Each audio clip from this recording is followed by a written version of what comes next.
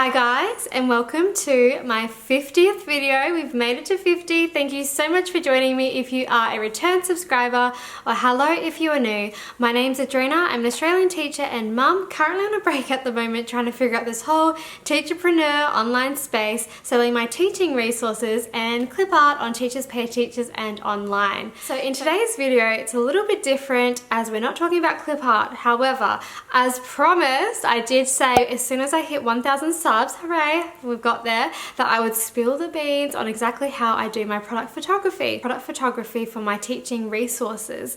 So I will show you a few examples on screen now so you can kind of peruse and have a look at to see if that is something that you like, if this is a style that you like, and if you're wanting to just have a look at that, I will basically show you through this video exactly how I do it.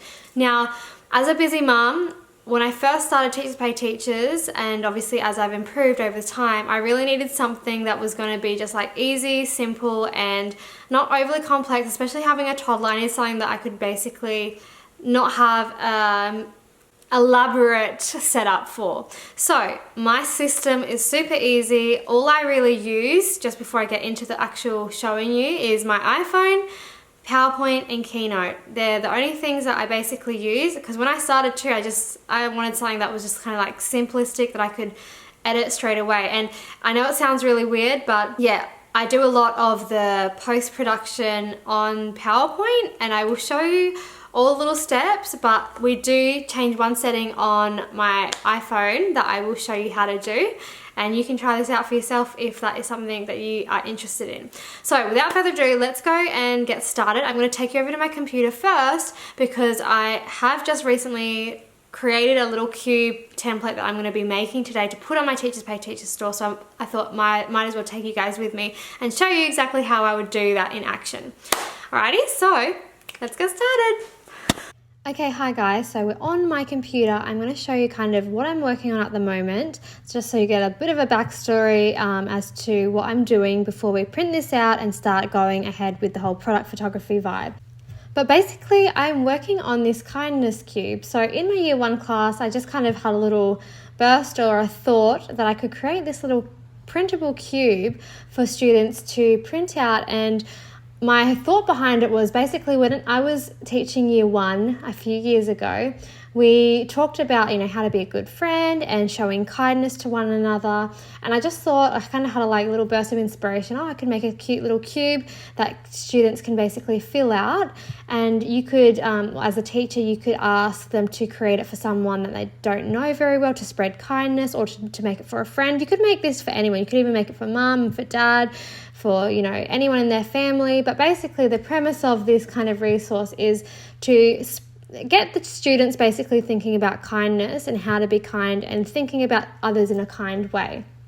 And so yeah, I just thought I'll make this cute little kindness cube, and the kids can basically write to who it's to. So yeah, like mum, dad, or it could be like a friend or someone that they don't know very well. It's up to the teacher, I guess, what they would like to have this cube for. Could even be to another teacher. Could even just be like a random act of kindness that they create a cube for somebody that they don't know well, or whatever. But basically they would write, you are, and I've got some helpful words here, like you're a good friend, you are thoughtful, you're lovely, smart, beautiful, cool, whatever they want to write to whoever they're writing it to. And they can just write thank you for being a kind person, or thank you for helping me in the playground the other day, or thank you for always making me laugh when I feel sad. They can fill it in like that. They write who it's from, or if as the teacher you could even allow them to be anonymous and just write or just draw like a little picture there if they wanted to, not expose who it was. And then at the end of the class, once they've made the cubes, they could hand them out, and obviously hopefully everyone would get a cube, and they would get a cube from someone that they don't know who created it. But it's just a nice little random act of kindness. But if they wanted to put their name, they could always do that as well. And then here, just in this little section, they just draw a nice little picture. So a drawing to make you smile. So it could be a smiley face, it could be a love heart, it could just be of two friends playing, it could be whatever their creative imagination comes up with. But basically, this is just a little cube that we're going to be working on today. So I'm going to basically print this out, I'm going to fill this in, I'm going to then stage it and show you kind of the easy way that I edit it and make it into product photography for the actual covers, thumbnails and previews and stuff like that. So it's going to take me a little while, so I'm going to go and do that now, and I will see you in a moment. Okay, so I'm just going to go print out my little cube, and we're going to go do that now. While that's printing, I'm going to go grab a pair of scissors, which I have down here.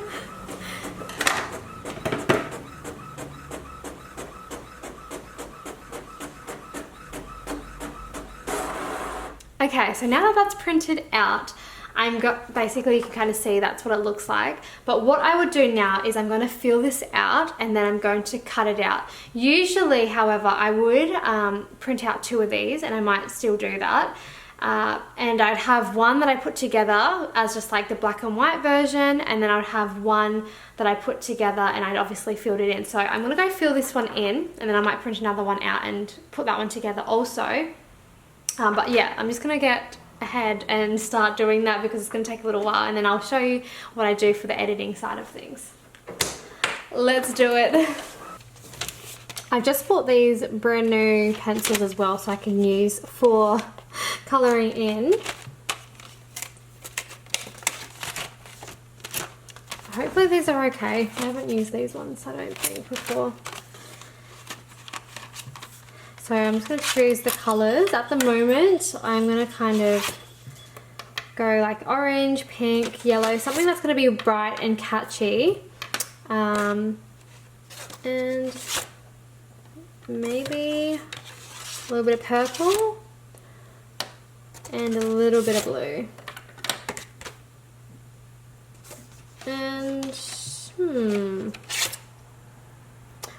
we'll try those first and we'll see how we go. I'm just going to fill this out. Now before I go too far, one thing, now I know this is a pain in the butt, but whenever I'm filling out like my sheets, this is one thing that I really try and make sure that I put the effort in. I really make sure that I colour in my worksheets dark. Like there's nothing well, not nothing worse, but I don't know, for me, I always like dark colouring in. I don't like it when like I see kind of like just like really light colouring in. I don't know, I'm just kind of weird and I like to see it really nice and vibrant and dark, so I really just make sure that I make that effort to really make those colours pop when I'm colouring in. Now an easy way also to kind of like get this to pop is to use textures if your product could be used with textures. But the reason why I do like pencils is, and I know it takes longer, but I like pencils because it gives it like a true look as to what a child or student could actually do, because majority of the kids, or at least in the classes I've taught in, a lot of them are only allowed to use like pencils or crayons in their kind of work, and textures are kind of like a special thing. The reason why that is the kids sometimes go a bit overboard with the textures, and you know, like they can make holes in the paper and stuff, so that's why sometimes they're just given like, I guess, pencils to use. So that's that. Also a quick tip, put on some music when you're doing this because it makes it so much more fun, and just like put on some cool jams, cool music that you like, and just colour in.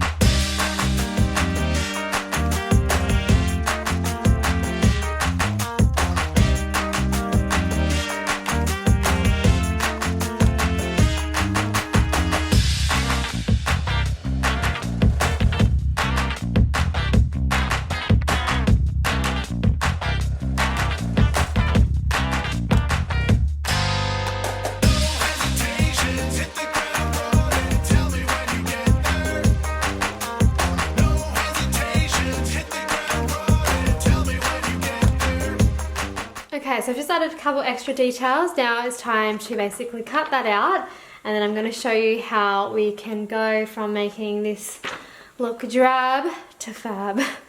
And then I'm going to show you how to edit it. Now this is always the longest process, and yes, it can be time consuming, and it can be one of those tasks that you're like, oh my gosh, I don't want to be doing this today. But in saying that, sometimes it's actually kind of fun. And it definitely makes a difference in the actual listing, so it is worth doing. It does, like I say, take a little bit of time to colour it in, cut it out, and then obviously take the photos. But hopefully when we do the photo process, and I'll show you how to do it, that it's not so overwhelming or crazy, because it's really not that hard. And the way that I do it, I've basically found this way that it's just been super simple and easy for me, because I don't like to go and do too many different steps. It was a bit of trial and error playing around on my phone and PowerPoint. And you can easily go and download some apps that you can use instead of what I'm going to be showing you, but I just like to keep it simple, and I like to see my editing actually on the computer. So that's why when I show you how I do edit it on PowerPoint, then you kind of get to see that process and how you can alter it and see it a bit better, because it will be on the computer instead of just the phone. One other little bit of annoying thing when you are doing product photography is all the cleanup that you have to do, all the little pieces of paper that, if you use scissors to cut out any of your resources, all these little bits of paper that you have to vacuum up after. But it does make a difference when you do have an action shot of your actual product, regardless of what it is. If you don't have to like cut yours out, then bonus, you can just obviously stage your photo. This process that I will show you in a moment can apply for just pieces of paper that need to be staged. They don't have to be printables like this, that have to be like filled in, but yeah.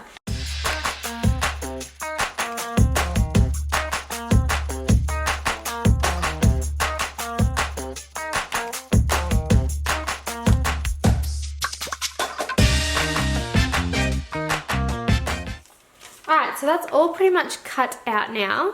This is the kindness cube. I'm going to go and glue that together, and then I'm going to show you how I take the photos for this to basically have it on the listing. So let's get some glue. Alright, so I'm just going to put some glue on here. And this is not the best glue, so I don't recommend this glue. It's really, yeah, not the best for something like this, but it'll have to do because it's what I've got at the moment. I definitely like the Bostik brand a lot better than the Kiji one. Oh my gosh. But yeah, basically just put that together. Honestly, that glue is so not the best. To dose this up because it's just not sticking very well. Yeah, that glue is like a 5 out of 10. Do not get that glue, you guys. Alright, I cannot deal. I found some good glue, so do not recommend, do not get this glue. That is just, ugh, that glue. Product photography challenges, right? Things we do. The things we do. Alright, so anyway, that's a little bit better now. Let's stick that properly together. Okay, so now it's time. We've got our little cube. So to Lillian, you are such a nice and friendly person. From Rachel. Thank you for helping me at lunch when I hurt my leg. You were so kind to me. And then here's a drawing to make you smile. So that is just basically the premise of this little kindness cube. Now I'm going to put a bit more glue on these side bits because, yeah, like I said, that glue that I used before was not that great. I'm going to put a little bit extra of this Bostik glue because that is so much better. Then I'm going to take you to my iPhone and show you basically what I do for these type of photos when you're doing something like a printable craft. I'll show you another alternative if you're not using or creating a printable craft. I'll show you kind of what you can also do. So let's go and do that now. Okay guys, so I've got my cube and I'm going to show you how I do my product photography. Now it is actually getting quite late, so it is 4:31 now. So the sun is basically setting. We're in winter here in Australia, so this is probably a good example to show you. You don't need a fancy lighting system or anything like that to basically do this. All you really need, and I know some people won't have white walls, but this is just showing you my process, but I luckily do have white walls in my house. So the way I've basically been doing my product photography is having the white wall. Now, if you are going to be cropping your image like we are going to be doing on PowerPoint shortly, if you're going to be cropping your image, then the background might not matter too much, but it is always good to have a clean white wall.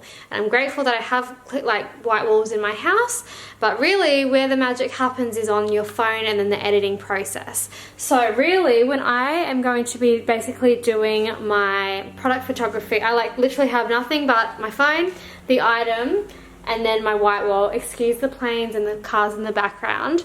And excuse this really unflattering angle and light, but basically, so I'll open up my camera, and what I'm going to do on the settings, hopefully you can see that, so I will change it. So obviously we've got photo.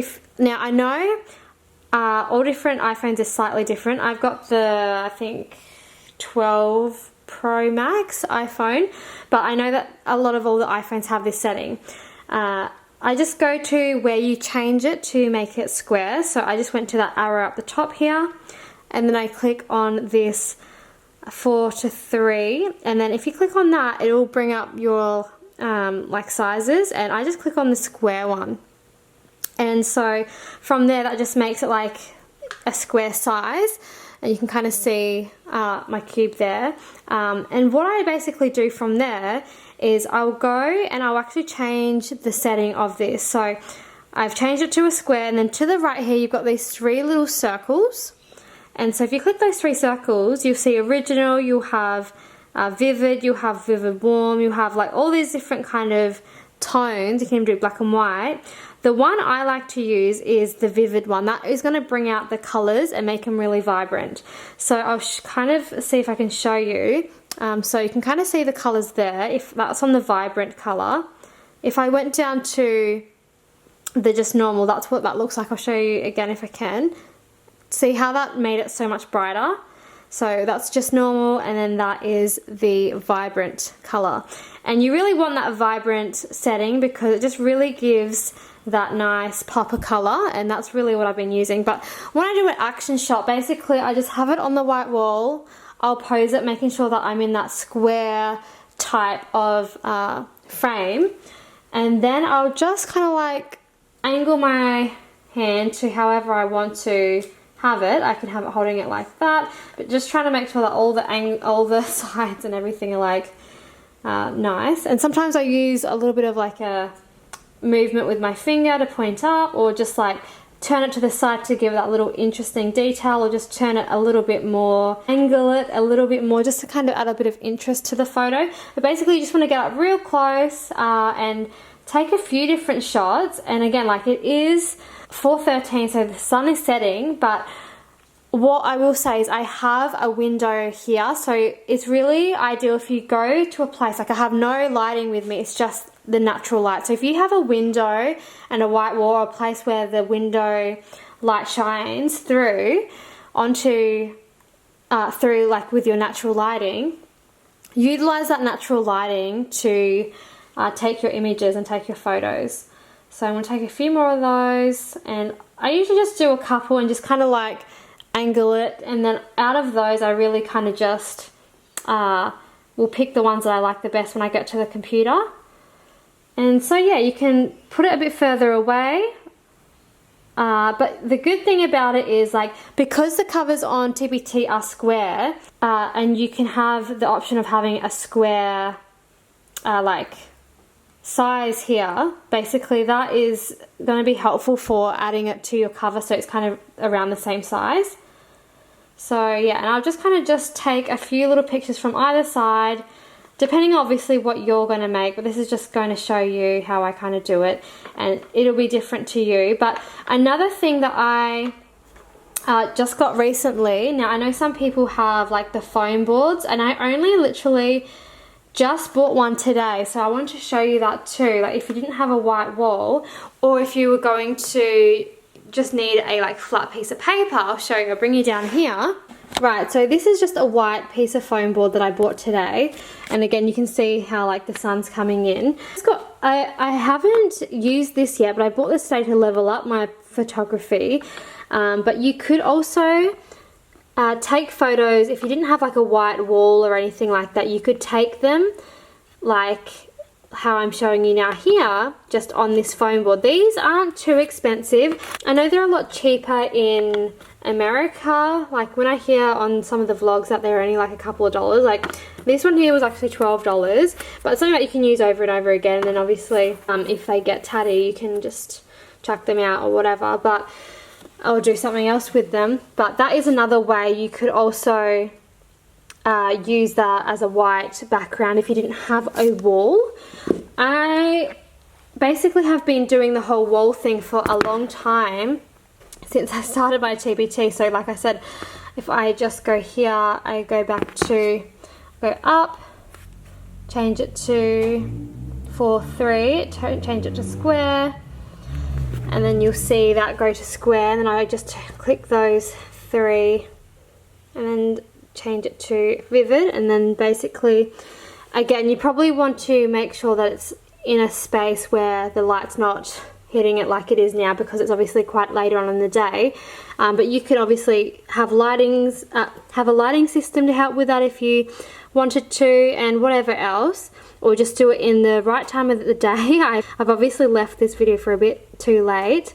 It's really hard to navigate this too, like how I'm doing holding it all. But yeah, basically that's how I do the taking photos side of things, and I'm going to show you how I edit it on the computer now. So I'll meet you over on my computer. So I just basically want to show you, I'm just going to select my images that I want, and I'm just going to airdrop them over to my computer. I'm just going to click the airdrop button, place it over to my computer, and I'll meet you in a second on the actual computer. Okay, so I've airdropped them from my phone to my computer, so I'm just going to drag them over to the folder that I have named Product Photography in my actual folder where I saved this cube template. So it's all there, but basically what I would do is I would go and have a little look, and I would just have a look, make it a bit bigger so I can kind of see which ones I like. So I'll just kind of go over with the arrow bar, and I'm just looking at this now, and I can kind of see I probably needed to make that a little bit nicer with the edges, but I'm just showing you for the video, and I'm just in a bit of a rush because I have to go get my little man soon. But you can kind of see what that looks like just from the photos from the iPhone.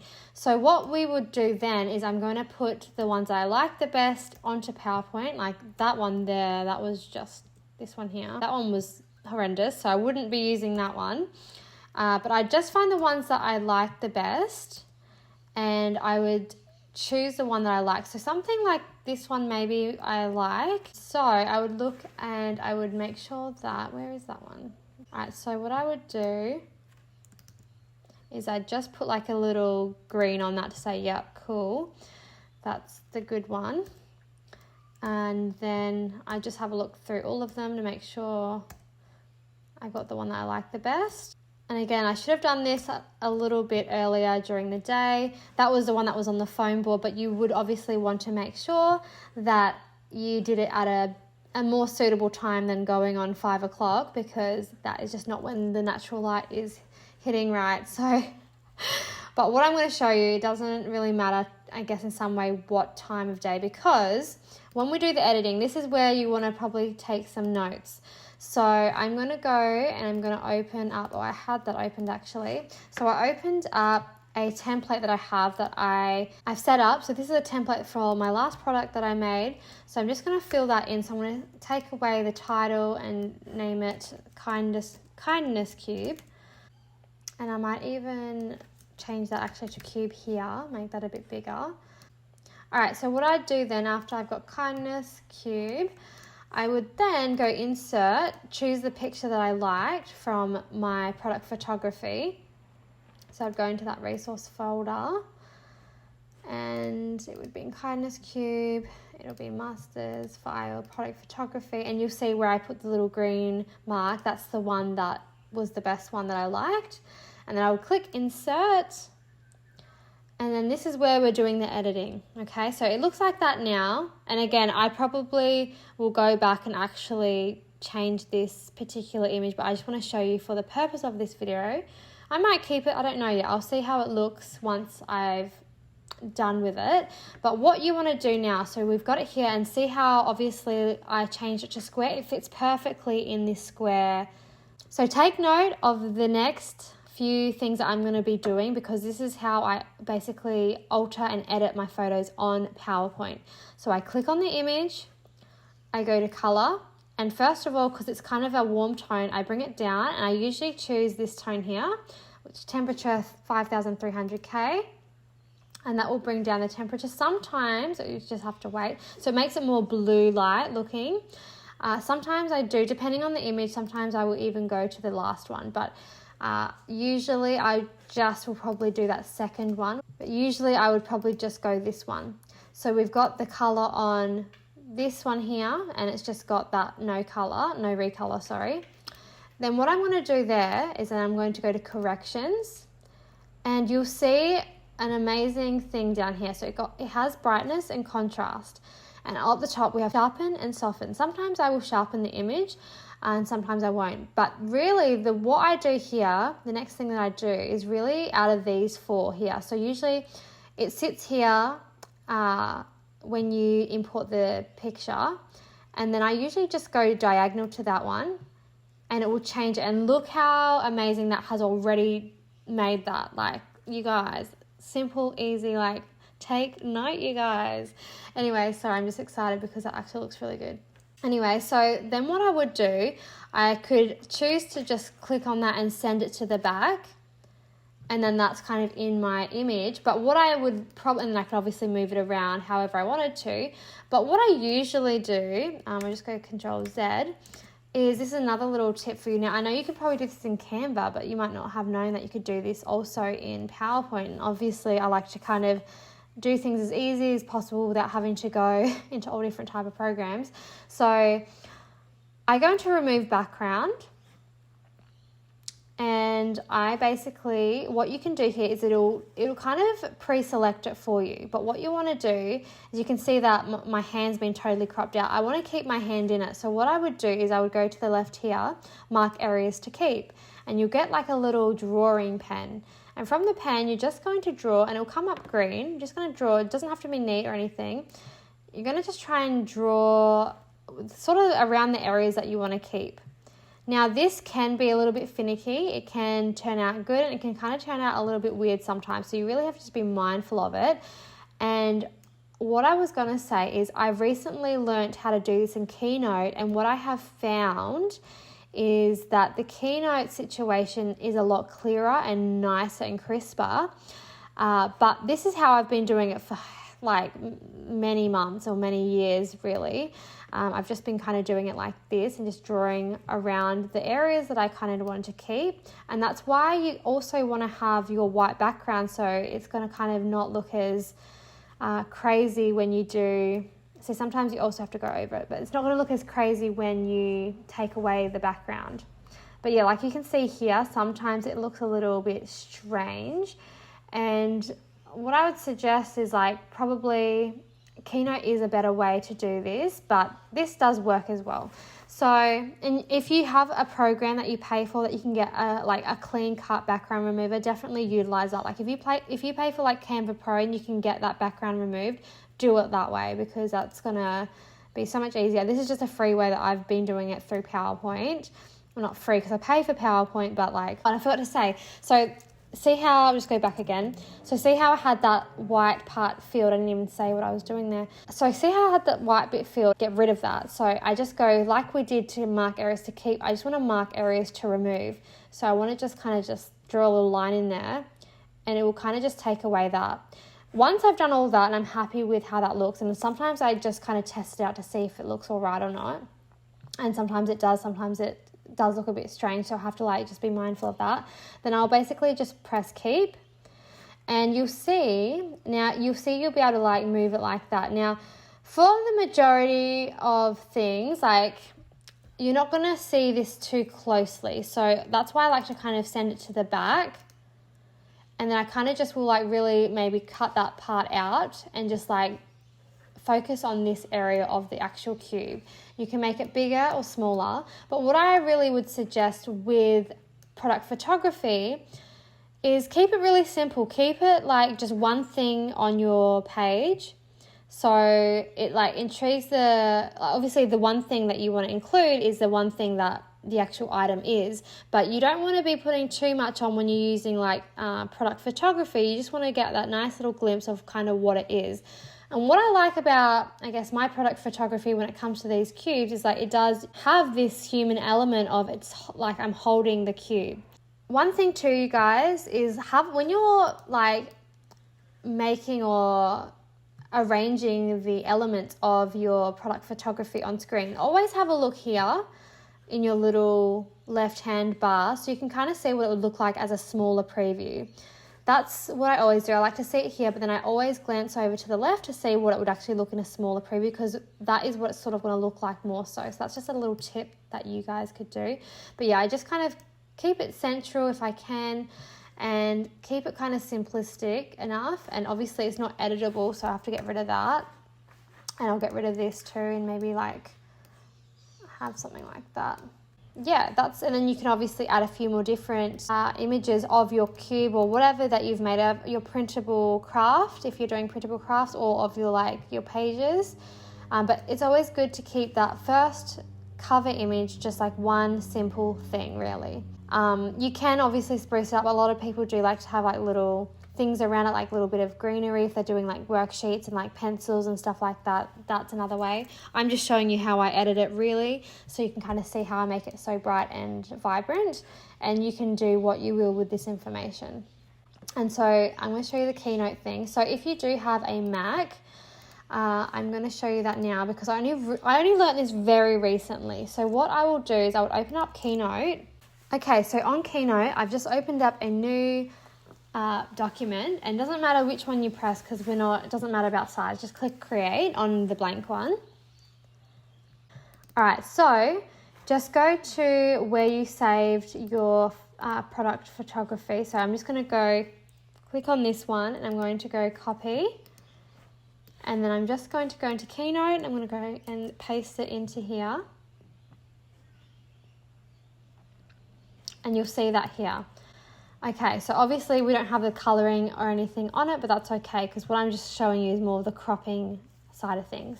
So once you've imported your picture into Keynote, you're just going to click on your picture, and then you're going to go up to the top here, and you're going to go to image, and then you're going to go and click on instant alpha. Now, it doesn't look like anything is happening right now, but if you look down here where it says click a colour to make it transparent, drag to make similar colours transparent. So if we just kind of click and drag, that will also crop the image. So if I just click and drag, that will crop the image, and you can see how cleaner, if I just click off, you can see how much cleaner that is compared to the other one that I did in PowerPoint. This is something I just learned really recently, you guys. And the way to import this back over is I just click Control, copy, and then I would take it back into PowerPoint, and then I would just have to re-edit the colors. But I'll just show you sort of the difference, because if I go paste, and then obviously you can make your decision. So see with the PowerPoint edge, hopefully you can see that. See how much smoother it was on the Keynote version? So obviously I have edited the PowerPoint color, so this one's a lot more vibrant and clearer. But if you look at the way that the Keynote just really made that nice and smooth, it's so much nicer. So you could also go to picture format, and then just change and alter the colors like I did before. So I would go into color tone, make it that second one, and then I would go corrections, and then I'd just choose the one diagonal to it, and then you'd have a nice bright one just like that. So I could probably even take that off. And it really just depends on obviously how pedantic you want to be with that, your product photography. But yeah, like that is what I do. So you guys, I really am sorry because I wish this video was a little bit better for you guys, because I was in my head, I had it like so strategically planned. But because I've been so frazzled today, I've just had a lot on my plate. I'm just like, oh my gosh, hopefully this has provided some value to you guys anyway. Alrighties guys, so those last elements are really key to making your product photography pop. It's really in like making the colors stand out to be more vibrant, and just with that whole Keynote situation, if you have like Canva, that's probably not a big deal for you to have that nice and cropped. But if you don't pay for Canva and you're just wanting something to take away that background, then use Keynote to be able to do that. But just be mindful that if you don't have a white background, if you've got other things in the background, it might be a lot harder. But like I was saying, if you have something that you can take a photo of and crop the background out so it's just that nice clean image, then that will help with doing something like that. So without further ado, I'm just going to meet you in my talking head, and I'll see you in a minute.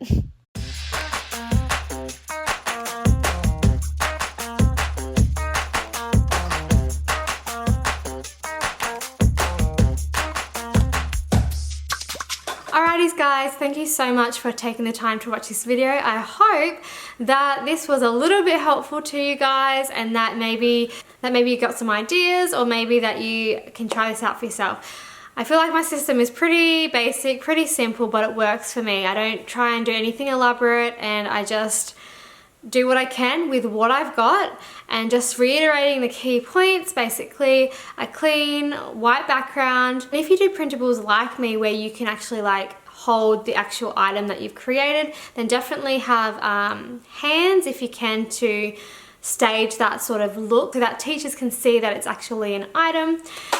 And yeah, hopefully it has given you some food for thought to edit your photos. If you do have an iPhone and PowerPoint, definitely give it a go, because just those settings alone really make your pictures pop, and without having to have any kind of crazy editing programs or anything like that. So these are my steps. iPhone, change it to square, change it to vibrant, take the photos.